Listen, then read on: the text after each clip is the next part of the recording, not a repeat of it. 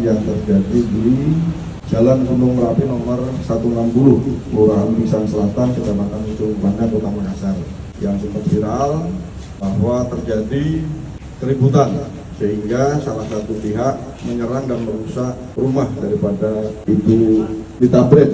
Di sini kita langsung menindaklanjuti dan berhasil menangkap dua tersangka atas nama MI dan MS.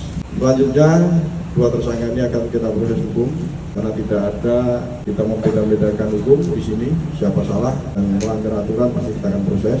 Selanjutnya juga tersangka pasti akan bertambah. Kita akan dalami siapa saja yang terlibat dalam aksi pengerusakan tersebut.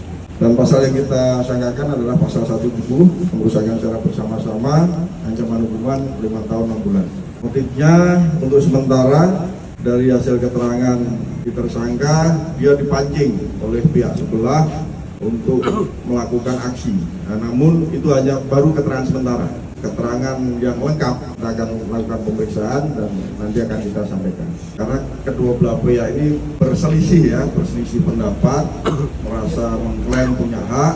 Nah, namun yang jelas dalam peristiwa ini ditemukan peristiwa pengerusakan rumah. Latar belakang motifnya nanti kita akan dalami lagi.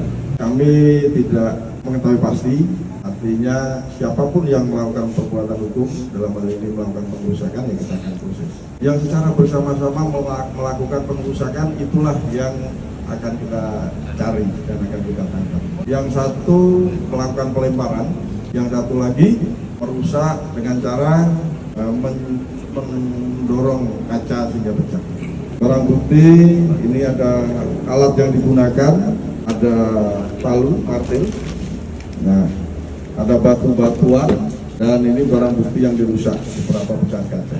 Nanti kita akan dalami ya, apakah ini orang yang disuruh.